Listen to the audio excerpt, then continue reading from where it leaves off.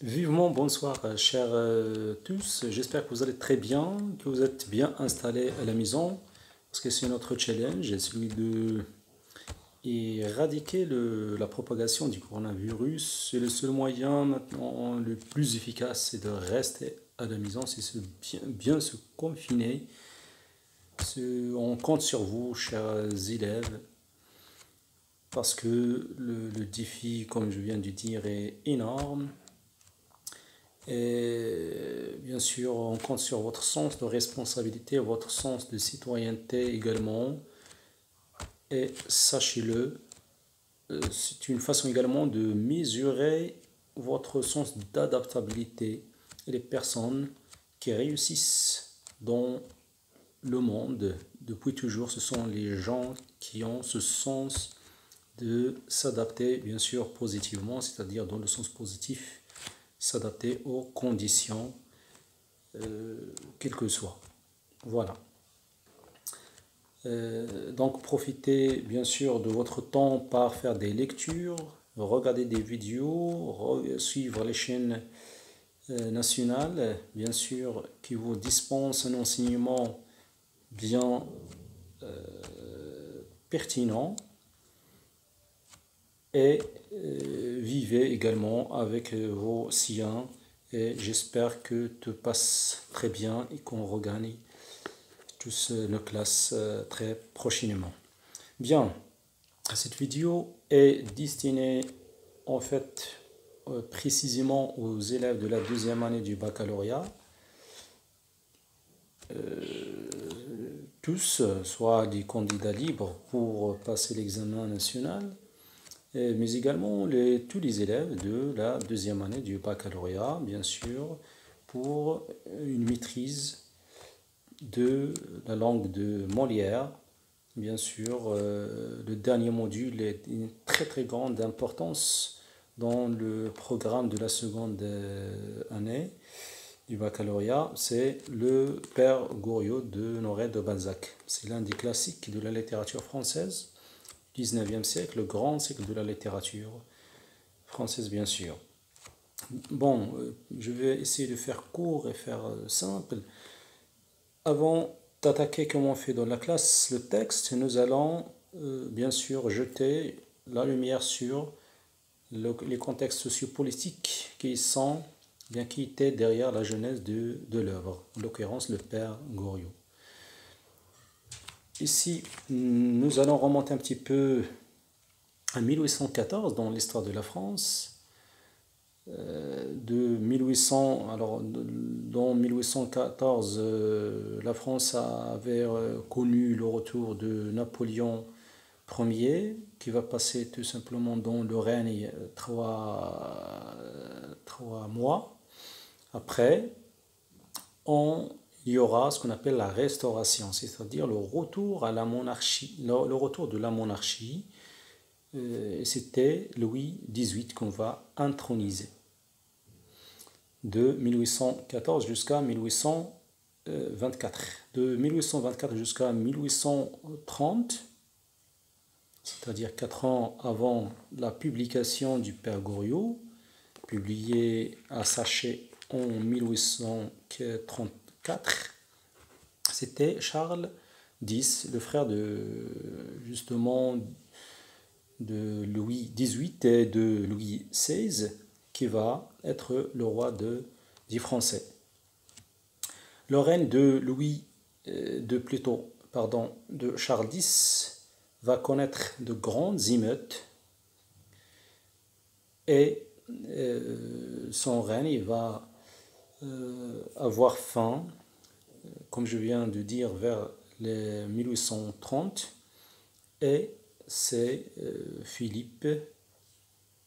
Louis-Philippe, le dernier roi de la France, qui va être le roi des Français jusqu'à 1848. Voilà donc le contexte politique, mais également social, parce que lorsqu'on parle de la restauration, le retour de la monarchie, surtout de la monarchie institutionnelle qu'a voulu instauré Louis XVIII, on parle également du retour, si vous voulez, des privilèges de l'aristocratie, de la noblesse. Et c'était ça justement parmi les premiers facteurs qui ont provoqué les émeutes de 1830.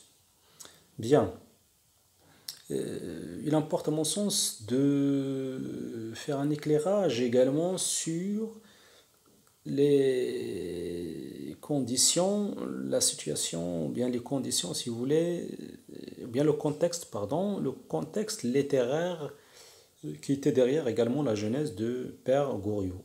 Alors, c'était en 1834, donc c'est le 19e siècle. Le 19e siècle de la littérature française, comme j'ai dit au départ, c'était le grand siècle de la littérature française, avec une publication prolifique et la cohabitation de plusieurs courants et mouvements littéraires.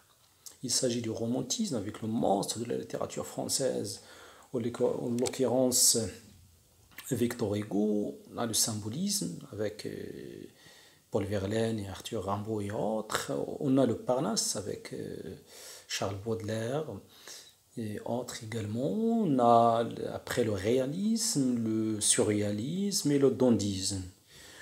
Si vous voulez bien, tous ces choix d'écriture étaient cohabités dans ce siècle, pour ne pas faire des intersections dans le commencement et l'arrêt de tel ou tel courant littéraire. Le seul courant qui a été éphémère dans ce contexte littéraire très riche, c'était, si vous voulez, le drame romantique. Voilà. Chez Victor Hugo, dans le théâtre, surtout plus précisément, chez Victor Hugo et Alfred de Musset. Voilà. Voilà pour le contexte socio-politique et littéraire. Et pardonnez-moi de vous parler avec un rythme un petit peu accéléré parce que je veux vraiment vous dispenser le maximum d'informations quant à cet ouvrage très très important, marquant, pertinent, riche dans le programme de la deuxième année du baccalauréat, malheureusement qu'on n'a pas pu faire, vu la suspension, qu'on espère qu'on va qualifier de momentanée des études. Voilà. Passons maintenant à l'étude de la première et la quatrième de couverture, avant d'attaquer l'incipit, bien sûr. Bien. Alors, dans la première de couverture, alors je jette mon dévolu sur cette édition, c'est l'édition, le livre de poche. Alors, cette édition date de 1983. Voilà, alors on va jeter un coup d'œil sur la première de couverture. Alors on y voit bien sûr un homme vieux, fatigué physiquement, mais aussi moralement, portant des vêtements rapissés, fades, délavés, froissés. Seul, c'est un homme seul, on peut dire esselé ou bien délaissé. Voilà, ce qu'on peut lire de cette image, c'est vraiment, bon, ça saute aux yeux, c'est la solitude, c'est une atmosphère morose, c'est la tristesse, d'accord, qui se dégage de cette première de couverture. Voilà, alors dès maintenant, on commence, chers élèves, à se poser des questions, à émettre des hypothèses. Pourquoi cet homme est arrivé à cet état? Voilà, la question est permise. Passons maintenant très vite à la quatrième de couverture. Je commence par citer, parce que les propos sont de Honoré de Balzac, de l'auteur. J'ai trouvé une idée merveilleuse. Je serai un homme de génie. Fin de citation des propos d'Honoré de Balzac. Alors je continue la lecture de la quatrième de couverture, qui est une préface écrite par François Rosson-Guyon et Michel Bétard. Alors, j'ai trouvé une idée merveilleuse, je serai un homme de génie. C'est créé Balzac au moment où il écrit Le Père Goriot. Il venait d'imaginer la comédie humaine, ce cycle romanesque dans lequel les mêmes personnages réapparaissent d'un roman à l'autre. Il venait de créer un monde, le monde balzacien. Les plus beaux romans d'André Mauroy sont des romans d'apprentissage. Les illusions de la jeunesse se heurtent au monde féroce et pourtant plein de délices. L'amour devient cocoterie, la vertu s'achète, l'argent ruine tout.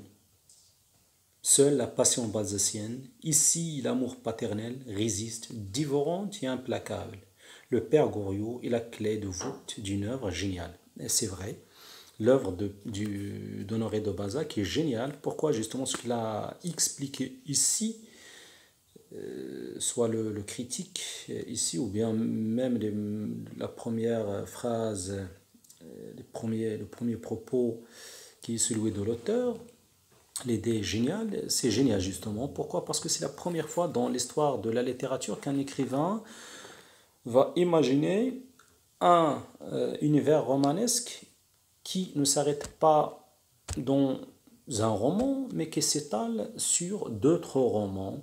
Et bien sûr, le procédé littéraire, c'est la réapparition des personnages d'un roman à l'autre. C'est-à-dire qu'un personnage qui est dans un premier, deuxième ou troisième roman, personnage secondaire, peut, dans un autre roman, devenir un personnage principal. Voilà. Bon, j'ai pas le temps de vous donner des exemples. Bon, très vite, je peux vous donner juste l'exemple d'Eugène de Racine, c'est un personnage principal ici. C'est un personnage principal, pardon, ici. On va le revoir dans d'autres romans jusqu'à l'âge de 48 ans. Ici, il a 22 ans. On va le voir dans d'autres romans, également pour La cousine bête, qui est un personnage secondaire dans un roman et va devenir le personnage principal dans un autre roman qui porte déjà son titre. C'est un roman éponyme. Bien. Alors, voilà ce que peut dire alors le cycle, le mot également comédie humaine est très importante. C'est le titre, si vous voulez, du projet romanesque d'Honoré de Balzac. Tous ces romans vont être inscrits dans un seul titre, vont porter un seul titre.